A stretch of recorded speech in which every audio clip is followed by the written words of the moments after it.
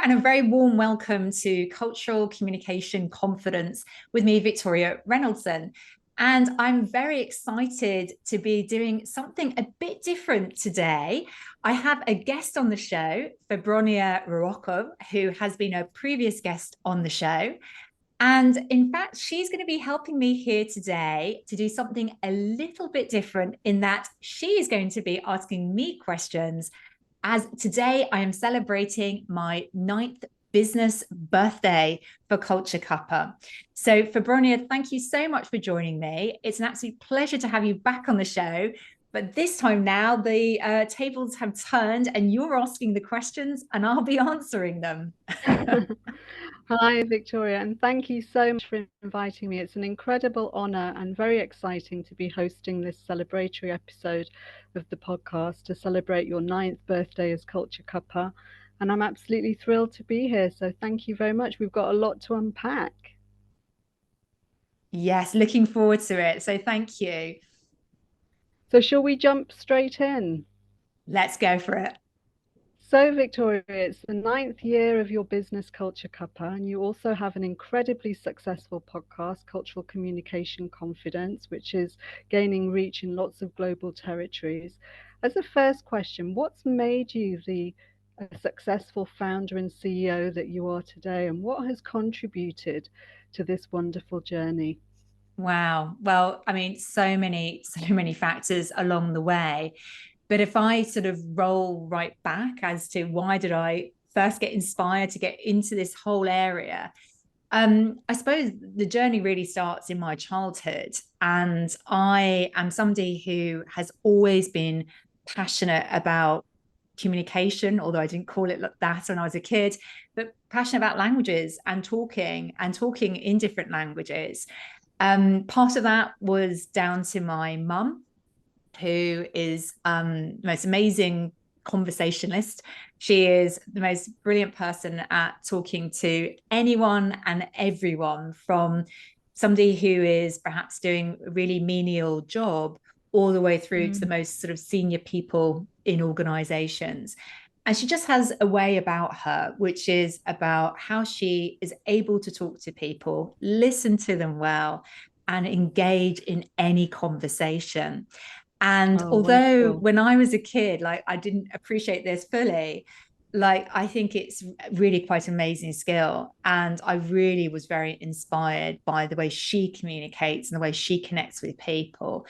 So that was part of what sort of led me to the path that I did.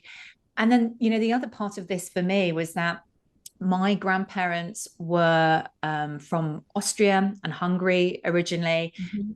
moved to the UK as immigrants, and they found themselves here, but perhaps in a different era when perhaps London wasn't so multicultural, so open. And actually, they very much suppressed their cultural identity, suppressed their Mm, languages, even changed their names because they felt not mm. so comfortable being who they were. And that story of that makes me, I recognize that's a story that's very true for many people in the world today, even now. And their stories inspired me to learn languages myself, to be really interested in the world, and to want to know Mm. more about how people live in different ways around the world. And so that's kind of what led me eventually to study my languages, German, and I picked up later Russian as well. Yeah. Wonderful. So there's been some phenomenal influences in your background that have led you down this multilingual path and then on to international cultural communication confidence. That's a wonderful journey. And what would you say was the biggest influence or driver from the things you explored? Wow. I mean, I think certainly, obviously, families growing up, but then going Mm, into studying languages. So I went to university at Durham, as I know you did as well. And I studied my languages there. And what was really fascinating to me is I really remember having the total moment of spending my year abroad as part of my studies. And I spent half a year in Germany, half a year in Russia, mm, and having that total realization that it didn't matter how much grammar I learned or pronunciation mm, techniques or vocabulary, although those things were important, and certainly you need certain level of structure to be able to communicate. But in Mm. reality, when it came down to it, living in those countries, working in those countries, it was actually much more about understanding how to communicate, how to approach Mm. the conversation, than it was about the things which I saw had been important before, which was about how much language you knew. And that was a real eye Absolutely. opener to me.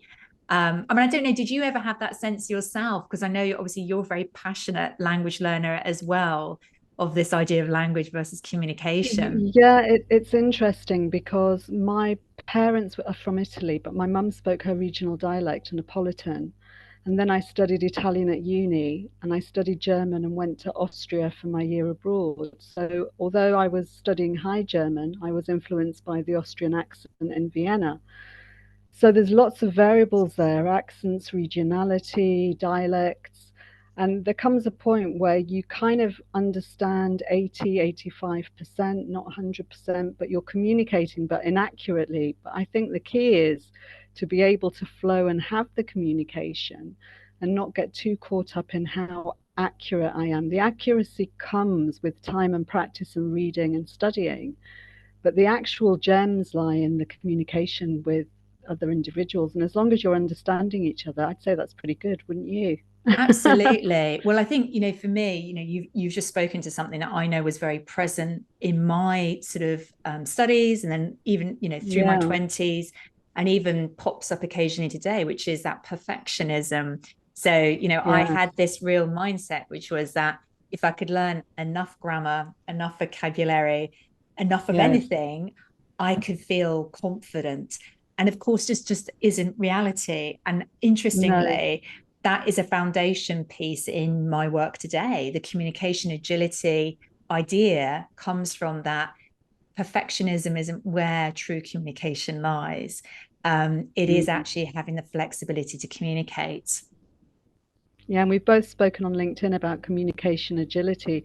We're going to come on to your work and specifically the work you do with Culture Cuppa a little bit later on. But sticking with this idea of traveling and living abroad, how important do you think your experiences in these other countries was in terms of preparing you for your job dealing with people in expatriate communities and having to deal with cultural communication at work? Oh, absolutely fundamental. I mean, I think it's that idea of, once you've experienced living in a country where you don't always have the best way to express yourself, and you have the Mm. challenges, even if it's about everyday life and navigating your way around, getting to work, your kind of what you do, even simple things like navigating your way through kind of commuting and traveling around in this Absolutely. way. I think this was sort of real life experience of what does it feel like to relocate. So in my early days of my business, I was particularly helping people who had relocated, but Mm. even today, working with people who are in large virtual teams, global teams, I had that experience in my first career. But the experiences I had in my countries when I lived abroad were Mm. kind of the foundations for that. Knowing what it feels like to Yes. feel kind of different, to feel like you haven't got all the answers and you can't express yourself in the way you want to. That empathy, I think, is quite important for me, that I get it and I understand it. And the fact that you've been there. And did you actually live in Russia as well? I did. I lived in St. Oh, tell us Petersburg. more. Yeah, so Oh, I lived in wow. St. Petersburg many, many years ago. So we're talking about over 20 years ago. So I'm very conscious. My Gosh. experiences were, St. Petersburg clearly has evolved very rapidly, or the country has evolved Mm. very rapidly over time. But I found it a fascinating place to be. And there was a lot of still post Soviet look and feel to Absolutely. the cities and the places And I visited. beautiful as well. Beautiful I mean, architecture. Such a beautiful city. absolutely. I was incredibly grateful for that experience and the culture I got exposed to and I was able to access and visit. I mean, it Mm. really was such a beautiful experience. But, even from these times, I learned things like about how culturally things were very different. And one of the Mm. one art sort of story I remember from that time was being on the metro with my friend who was Russian, and I was, she said to me, you need to stop smiling. And I was like, what do you mean? And she said, well, you're smiling a lot. And I said, well, I didn't realize I was smiling, but that's just naturally what I do. She said, no, but people in Russia don't like, certainly at this time, she was saying like, they don't smile. People don't show their emotions, and you look like an idiot if you smile. So people would judge you. And so, you need to keep much more of a neutral face when you're out and about. Now, this wasn't to say that Russian people weren't warm and friendly and everything else, but this was about what I now know is called expressiveness, the level of expressiveness in a culture. And particularly at that time in Russia, it was about, your public face versus what happens in private. And so for me, this was a huge learning about nonverbal communication in a different culture. How fascinating. And I was just thinking about all the work you've done and posted online about nonverbal communication and the importance of it. So you've had some real experiences of your own to bring to your coaching, which is fabulous. I mean, I think it's, where I can, I bring the real life experience from my times abroad, from my previous career. And I think, for me, it's that combination really I like to bring of like the experience, but also obviously clearly all the sort of training and the coaching that I have gone through to kind of get to where I am now. Fabulous. Let's talk a little bit about Durham. So we're both alumni of Durham University at a slightly different time. So we didn't know each other there, but we both studied languages there. And we're both now mentors of the Leadership Academy framework, mentoring the future leaders of tomorrow. So tell me a little bit about your experience there and how it's shaping the work that you're doing as well. So I think this has been the most amazing opportunity. And actually, I was sort of inspired. I think you originally were involved, and I saw you sharing about this. And I think for me, what I am so impressed by is that Durham is running this particular scheme for leaders who are within the university right now, but also recognizing, I suppose, those people who have potential, who are going to go on in their careers to be future leaders. And the way that I'm involved as a mentor is that I'm working with a mentee who is in the middle of her undergraduate course. But she's incredibly ambitious and talented. So she is already, going on placements in the middle of her kind of program. She is very clear about some of the ideas she wants to explore for after her time at Durham, after she's graduated. And what I love is the insight into what she's thinking about, what she needs support with, and also feeling like I understand also some insight into what that younger generation, those younger people entering the workforce place today, what they need. Because I think that's so important. The workplace we entered when we graduated is such a different place from what it is today. And so some of those skills are slightly different. And particularly in the world of AI and rapidly evolving tech, they need, there's a real combination of skills that they need. So I feel like I'm learning from her. I'm able to help, hopefully, with some mentoring, training, as well as coaching as well. Fabulous. But the scheme is great. I mean, I've seen they do sort of training, they do workshops. It's a really, very supportive scheme. Yeah, and it's fascinating. I'm now in my second year of mentoring with the academy, and what fascinates me is the passion that the leaders have for their causes within the university structure that they're gaining their leadership skills from, and the commitment and the level of dedication. It just blows me away. So, we want to just do a quick shout out to the Durham Leadership Academy, and if there are any alumni out there who are interested in giving some of their time to mentor some mentees, please do contact the Durham Leadership Framework. Yeah, I think that's a great call. Okay. And yeah. No, I was just going to say, get that little plug in. And how has the mentoring experience impacted in your cultural communication work? Has it had any kind of effect on the work that you're doing with young leaders outside of Mm. the university framework? Well, that is a great question. And what is interesting is that although a lot of my work is in the corporate space, working with supporting individuals and teams, I have increasingly over the last 2 years been working with universities as well. So been Mm, doing leading workshops and delivering programs at Roehampton University, Brunel, Liverpool, Imperial College, London Business School. I also did some work with last year. So what I think is mm, really helpful to me is to also have that insight of what is important, what's going on right now in the minds of young people, and what do they mm. see as their challenges. For me, that's a listening process, but also trying to anticipate and think about, okay, what specific communication skills are most needed for this group as they're entering the workforce. And are most of the students that you work with, the young leaders, do they have English as their first language or is it often a second language?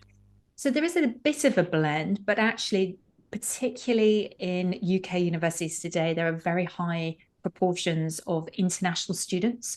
So Mm, some of what I'm talking about is and helping students with is thinking about professional communication in the UK workplace specifically. Some of it's about networking and particular mm, approaches to networking in the UK. And then sometimes it's more about the cultural intelligence piece. So actually understanding diversity. What does, for some of them, it's the first time they may be working in very diverse, multicultural teams. So what that might look like, what capabilities they might need to be successful in these kinds of environments. that's wonderful. So we can see how your whole experience of working and studying languages, living in different countries, working with students and young leaders, how that all fits together. But we're going to segue now into another strand of your work and your first career, which was in marketing. Tell us a little bit about that and what you learned about cultural uh, intelligence, Yes, multicultural teams. absolutely. Well, I think this is probably where we first met at some point during my marketing career. Obviously, you're still very much in strategic insight, as well as your coaching. But basically, I started my working life in marketing, and I worked specifically in brand marketing, initially in healthcare and retail, and then moved for the majority of my time into food and FMCG, fast moving Mm, consumer goods. And I was generally working in very large international teams, particularly working cross functionally. And I was regularly traveling to different countries around Europe and communicating and talking with people in the US and India and other mm, regions of the world. And so, coming from my background of languages, I love this. I loved mm, being able to connect with people in different places, to be able to work in really multicultural teams, and to have these experiences of what it was like to be part of a global team. And I greatly valued my time in marketing. I learned so much about running businesses, developing brands, innovation, communication. mm. Interestingly, it was communication, but communication to consumer often. Yeah. And so that thread was still very much present throughout my time in marketing. And for me, that the thing that I always felt was that when I was in the meetings with people, I was always very curious about how people were interacting with each other. And I remember a particular meeting we were having, and there was the team in Greece. There was some people joining from France, Germany. There was us in the UK. And we came off the call. And back in those days, before Zoom and Teams, it was the sort of old school sit around a little point, and it was audio, and we just all talked into this. And I remember coming off this call and somebody saying to me in my UK team, wow, like the guy in Greece is he's angry like about this. He's really, really like not happy about this at all. And I said, you know what? He may be. And what I was picking up more about was passion and strength of feeling and how expressive he was being through his voice. I'm not Mm, sure it's necessarily anger. I just think it's a different way of expressing his feelings. And I picked mm, up afterwards, had a conversation, and that was it. It was that there was a strong feeling there, but it wasn't necessarily a negative feeling. But for the other person in the UK mm, team, they'd experienced it as really kind of negative because the level or volume of expressiveness was much louder than they'd mm. anticipated. And so, that little example was these moments came up when I was working in marketing. And I was always very curious about how I could just somehow pick up the little nuance of what was going on. And that's when I got really fascinated in this idea of what's going on in this world. Where's the gaps that people are not fully understanding the cultural aspect of the communication. It's really interesting. And I remember sitting around a phone as well, as we've all done conference calls in the past. But I think in my days of international marketing, there was a lot of travel, like you mentioned, traveling to these different markets. And in my experience, we were able to connect on a personal level, go out into the local market, go to the stores, have dinner, and really get closer to the cultural nuances and differences of that market. Do you think a lot of that has been lost through hybrid working now and that we're doing this all virtually? Or do you think it's opened up opportunities to gain cultural insights in a different way? That's such a great question. I think there are aspects that have been lost for sure, but there are clearly massive upsides. And I think the upsides are that clearly there is the opportunity to connect much more frequently and to be able Mm, to communicate regularly, whether that is simultaneously or asynchronously. So being able to contribute to the yeah, same document or on a Trello board or yeah, whatever it might be. And certainly that has the possibility to enhance conversation in terms of communication. What I think has been lost is this point you just said. Like, I used to travel at least twice a month, if not three times a mm, month, around Europe to different yeah, markets, to the factories. I was working yeah, to meet up with my technical teams. And I would always spend time socializing, seeing either consumers or going to shops to see my products in place and see what was really yeah. going on. Live in market, yeah, And what would happen is wasn't just about the visit, it was the conversations that would happen in the car on the way somewhere. yes, Or it was yes, the conversation that would happen right at the end of dinner once you talked about yeah. everything else. And I think that's the bit that is really challenging in today's global teams. Or in some ways, there's much more opportunity to build up these conversations, like to quickly communicate, but there's much less space for what I call genuine connection conversation. And you have to be quite intentional to create that space to be able to really make the social space to really get to know each other and have that kind of connection going on.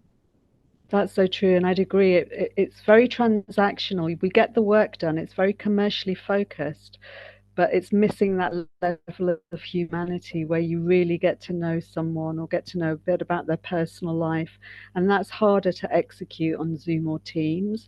Mm. You have to kind of schedule a one-to-one coffee or a get-to-know-you session and be quite intentional about it. I would Mm. agree with that. Fascinating. But I can see how all the strands fit beautifully together. And I can see in celebrating your ninth birthday as Culture Cuppa all these wonderful experiences that have gone into your success. It's fascinating. Maybe a book is the next thing on the list, Victoria. Well, definitely one day. I mean, that for sure is part of something I'd love to do. But yes, that might be a sort of another couple of years. We've got lots of Of other all things I'm your working on. adventures. One thing I've noticed and been in awe of, you're very beautifully spoken. You have a lovely, clear and beautiful way of articulating. And on your videos and podcasts, I always listen to your voice and think, wow, I wish I spoke like that. Have you always been a strong communicator? Oh, that is a very good question. So it's probably true to say that I've always loved speaking. So that is true in the sense of talking to people. People have always fascinated me. And, I think I would have actually, what is interesting, I would have called myself an extrovert until a few years ago, although that's, I think, shifted slightly through the lockdown periods and the things we've been through. But actually, I've not always been a confident communicator. And I think that's a big difference. So in the work that I do, I may come across as a confident communicator, able to, get the videos out and the podcast and everything else. But the reality is, I think there's two really important things that I do talk about publicly, which is one, my early career, I struggled a lot with confidence challenges. And specifically, I hated speaking in public and presenting, which is kind of ironic when I think about what I do now. Yeah, But I think, and being in marketing as well. Being well, in this was marketing the as well, it's quite thing. expected. Exactly. It was very expected. And I do think very early career, I did sort of somehow manage to avoid it a little bit or do the minimal that was needed. But then in my mid-20s, started a new role in a big company. And I was expected to stand on my feet and present to the sales team once a month. And, sometimes sales teams can be quite pushy and ask lots of questions, particularly of the marketing team. And I was presenting the innovation plans or the new kind of communication campaign. And it terrified me. It absolutely terrified me. And I remember the first few times trying to kind of cope with that by trying to learn a script off by heart, which wasn't very successful. So, that was an easy experience. And I developed my methods and my ways of getting through that. And I realized actually that was helping. And some of those ideas I even use with my clients today. But for me, it was a real journey. And I think the other bit of it, which I always want to share with people is, I think there's a real difference in people look up to people like do TEDx talks and all this and say, wow, they must be like that all the time. It's just not true. And even the most confident TEDx speaker or TED speaker, they will have their off days, just like I have my off days when I can feel like I can't really say what I want to say. So, the switch doesn't turn on and stay on permanently. You have your ups and downs, and that's totally expected. And I share this because I think it's also helpful for people who are experiencing confidence challenges in their communication, that it's not always going to be easy, but if you step forward and keep moving forward, you will improve. But the important thing is you're not aiming for perfection, back to what we were talking about earlier, but you are aiming to improve all the time. I think that's very true. And I'd say the same of myself, although I'm quite extrovert on LinkedIn and I do a lot of podcast speaking, I'm quite introverted as well. So for me, the key thing has always been preparation, preparation, preparation. So coming into a speaking event with some clarity around the topics you're going to touch on and some thought around what you're going to say. So that's what's got me through. And I think that comes through in your podcast because you tackle different topics in different degrees of depth. So for anybody wanting to improve their communication confidence, they can tackle it bit by bit rather than being overwhelmed by the whole thing in one go. So I think that's been a beautiful part of your podcast communication. So coming on to the podcast, you had your podcast birthday last year, so you're now around 18 months of leading the podcast. Tell us a little bit about that journey, and then we're going to go into Culture Cuppa and really celebrate the 9 years. Oh, thank you. Well, I mean, the podcast is really interesting because I had an earlier iteration called Wednesday Words, which was these videos that I created. And, just linking it back to your last question about communication confidence, if you look at those early videos, they were not brilliant. But the point was, I decided to take a step forward. And it was a little bit about the same with the podcast. I'd had in my mind for a very long time, I want to do a podcast. I greatly enjoy listening to podcasts. And I thought, you know what, this is a brilliant way to talk to people all over the world. And I knew I Absolutely. wanted to do it. And the actual step of moving forward took a long time. And for it to happen, what I realized was two things.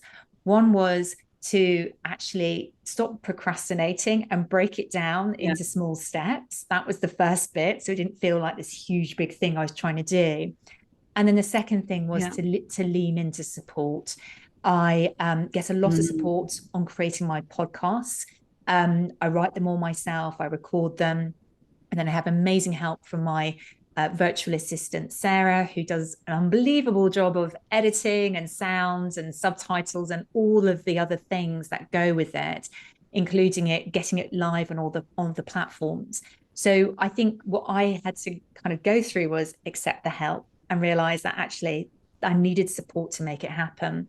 Once it was launched, I Fabulous. got into my flow of the kind of episodes and the Mm. topics, but the biggest thing was getting going. And I'm so proud, you know, I'm now on something like 80 episodes. I think today is going to be number 80. Congratulations. Thank you. And, you know, I've hit the top 10 in the career charts in the UK and in different parts of Europe and across the world as well. So whether it's top 10, top 20, but it's just amazing for me. I'm listened to in so many countries. And that's what's really amazing to me. It's my way to connect with people all over the world. It's phenomenal, and massive congratulations, because you've really created an international platform. You're achieving global reach, and you're helping clients in all parts of the world. It's incredible. So, big well done. Thank And you. and at that point, let's segue into Culture Cuppa. So 9 years. Tell us all about developing this international coaching business and your success to date. Well, that's very kind. So thank you so much. It is an amazing kind of realization that it's 9 years, and I think one of the things that I've realized is the looking back is how much it's changed over the years.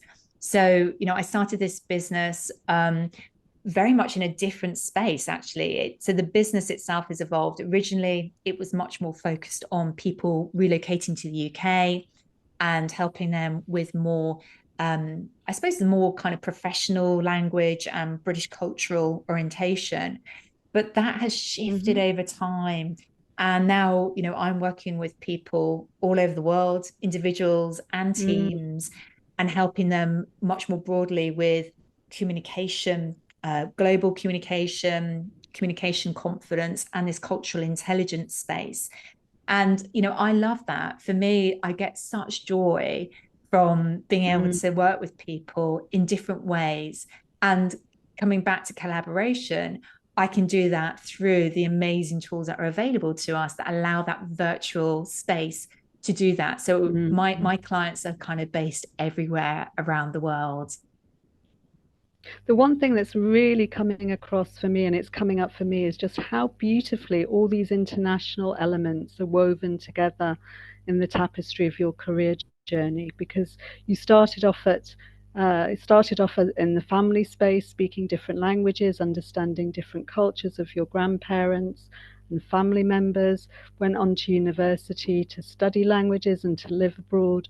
And now you're working, in the hybrid world, virtually touching people in different parts of the globe with cultural communication confidence and cultural intelligence. It's absolutely fantastic how it's all come together, plus the marketing experience of knowing how to work in multicultural teams. So you're also helping create future leaders, as you are at Durham University as well. So there's a beautiful joining of the dots there. You can tell I'm an insider, can't you? I love how you summed it up perfectly. But yeah, I mean, I genuinely feel incredibly grateful Yeah. because I'm so lucky that my everyday is literally, you know, connecting with people in their different places. And I get to work with some amazingly talented, ambitious global leaders or future Yeah. leaders, as well as really fantastic teams who are working for some of the biggest companies in the world. So for me, this is just such joy. And I'm very lucky that I enjoy my work as I do. And how would you sum up your purpose and mission? What is your purpose with Culture Cuppa? So I see it very much as thinking about helping global leaders around the world to speak up by elevating and amplifying their voice. So individuals who speak up, share what they're about, really find their way to express their talent and their value.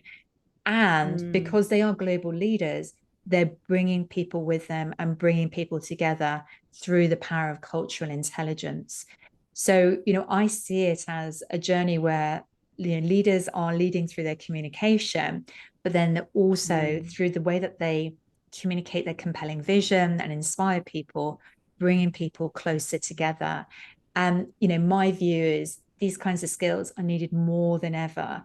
There's sometimes in the past people talked yeah, about communication as like a soft skill. It's like, yeah, absolutely no. not. This is like core human skills that people need Mm. now. And I think this is what differentiates us as we move forward and the future of work is evolving. Like we all need more human skills. And if communication, culture, and intelligence aren't part of that, I don't know what is. I think it's at the root of humanity, and it comes up as well for me in executive coaching that you have to understand the cultural context that an individual is working within and understand the challenges that they're facing. So I would agree with a lot of what you're saying. Let's just touch on your rebrand, because I think your company was initially called Perfect Cuppa and then you That's right. rebranded to Culture Cuppa. Tell us a little bit about that transition and why you Yeah. did the rebrand. Yeah, I mean, very briefly, the company was originally born as Perfect Cuppa English, was the full name, and Ah, that it was sort of a quirky, fun play on words. A cuppa, people who are listening are not so familiar, is a British word for a cup of tea. And I felt that, when mm, you think about tea, tea is drunk all around the world. Think about how generally people drink tea in the UK, it's with milk, and that's not so usual in other parts of the world. So I had this interesting idea about how tea is cultural and how cuppa is a specific word, again, a cultural word. And I felt there was something interesting about that. When I launched the business, it stood out in the market. It had something different about it. But I realized that the word perfect, as time went on, was not resonating with me, and particularly because of some things I've talked about mm. today to do with perfectionism. And I had even thought about dropping the word cuppa altogether. But actually, when I talked to my Oh, clients, they were the ones who were very passionate about actually, they liked cuppa. It was distinctive and different. And because of what I do is and it's cultural as very well, friendly as well. it is. And I thought, you know what? I had played with moving to using my own name, Victoria Rennoldson, but in the end, I decided to evolve the name and we relaunched the company as Culture Cuppa last year in 2023. Mm. Had a new, fresh, new, brand new look and logo and brand identity. And I'm really pleased with it because it just feels it's much more me and much more kind of what I'm doing here and now today. It's lovely. It combines all that cultural intelligence with the communication power that you have over a good cup of tea. It's lovely. Exactly. It's a lovely proposition. Makes sense to me. Victoria, have you always been so energized and motivated? Because nobody can sit in your presence without feeling your positive energy and enthusiasm. So have you always been like this? I'm hoping some of it will rub off on me this afternoon. Well, I think, I'm very conscious that something I've learned a lot about in the last few years, and particularly in the last year through a coaching program I was on myself learning through, is how important it is to look Mm, after my energy. And I mm, have learned a lot about, I used to be somebody who was often in my head, but I've learned a lot actually about what it takes to look after myself holistically. mm, And that includes things such as even my health and fitness regime and the strength training that I do. It includes aspects such as how do I even take breaks during the day and really keep my energy level mm, high and keep that up. It includes things like where I work environmentally. So, here today I'm recording I have a small office here in my home. but I also like to get out and about. I work from a wonderful co-working space a day or two a week in North London called the Hearth, if anybody's in London. But yeah, I'm very conscious of my environment, my energy, and how I continue to inspire myself and grow myself, because I can't help my clients grow unless I'm growing myself as well. That's a lovely way of putting it. And what kind of things do you do for self-development? Well, I mean, I mentioned I quite like listening to other people's podcasts. I also find, we are both very active on LinkedIn, and I find this an Hmm. amazing space for inspiration, connection, community, genuine community. And I have met some Mm. fantastic people in this space who I've gone on to have great conversations with, collaborate with, build ideas with. So that's very important to me. And then I personally also invest in my own growth. So I have been part of a coaching program the last year with a coach called Susie Ashworth. I'm going on a business retreat coming up in April to work on my business strategies. So these kinds of things are very, very important to me. And I've realized that over the years, I love my client time and I love Yes. developing the podcast and other things that I do. And I need to take time out of the business to energize and Yeah. refresh myself if I'm going to stay fresh for everything that I want to achieve in my business. It's so true. You have to feed your mind, your spirit, and your soul. You have to keep yourself nourished on all those platforms. For me, as an executive coach, I take part in regular mentoring and supervision coaching where I'm coached, Mm. because we need that as well to stay fit and on top of our game. Because how can we help clients if we don't feel up to it ourselves? You said some very powerful things there. So, as we're coming up towards the end of the podcast, can you just tell us a few things about your personal life, about some of your hobbies and things that you do outside of Culture Cuppa? For Because I'm sure sure. everybody would love to hear a bit more about you. For sure. No, I'm very happy to share. So, if you haven't picked up, I live in North London and I am here with my family. So I have my husband is also an entrepreneur. He runs a business as well, a pasta business, and he also started his business about the same sort of time, maybe about a year after I did. So he's also running his own business. We have two children who are this year going to be 12 and 10 years old. Oh, And yeah, I mean, I suppose, what do I love to do? Well, I love conversations. So actually, my greatest joy at the moment is having really great conversations with my kids, my friends. But also, one of my other big passions is I love walking around London. And I think London is mm, designed for walking around the back streets, getting lost, enjoying. And one of the great things is that even though I was born in London and I've lived here a lot of my life, there's always something new to discover. And one of the things I always tell people is look up, because London is mm, architecturally amazing if you really look at the tops of buildings. And mm, I have a lot of joy in that. But contrasting to that, I also live near the very large green space that is called Hampstead Heath, which is this very wild parkland. And again, I have a lot of lovely. joy for being outside in the green, feeling kind of nature. And I think London is great for this as well. Connecting to nature is an amazing thing, even such a big city as London. Wonderful. And you've touched on going on a business retreat to look at your business strategy. What's next for Culture Cuppa? Are there any exciting tidbits you can share with us? Oh, amazing. Well, listen, there is a lot planned for this year.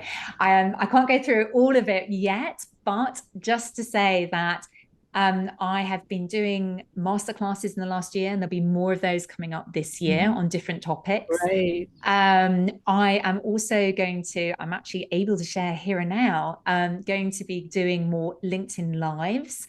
So that is Oh, something I'm very excited to do more of, to connect with people live and get live questions in and be able to answer those. So watch out for great. that. And I've also got some new ways that I'll be working with people. I won't share too much about that yet, but there are some new Okay. launches coming up this year as well. So I'm very excited by these. So, listeners, we need to be ready and waiting for all of this great stuff that's coming down the pipeline. Before we close, Victoria, how can listeners contact you for more information? Well, that's very kind for you to invite me to do this for this. But the best way that people can talk to me, find out more, is probably LinkedIn. We've mentioned it a few times today. I'm always very happy to connect with people, so please reach out, Victoria Rennoldson, and there'll be a link in the show notes. If people want to learn more about me and how I work, that is really the best way. Alternatively, very welcome to go to my website, which is culturecuppa.com. And again, I'll put a link in the show notes as well. Well, Victoria, it's been an absolute honour and a privilege to be hosting the podcast on your behalf today, so you could sit in the hot seat. And it's been wonderful to explore your journey and how you've built your businesses and your podcast. And it's been really exciting to share in all of that. So I'd like to thank you and wish Culture Cuppa a very happy and successful 9th birthday. Well, thank you so much, Febronia. It was an absolute pleasure to be in the guest seat today, and you were a fantastic interviewer. So thank you so much for genuinely being here today with me, celebrating with me, and helping me share more about my story as well. So thank you so much to you as well. And yeah, very much look forward to seeing everybody next time on the podcast. Thank you.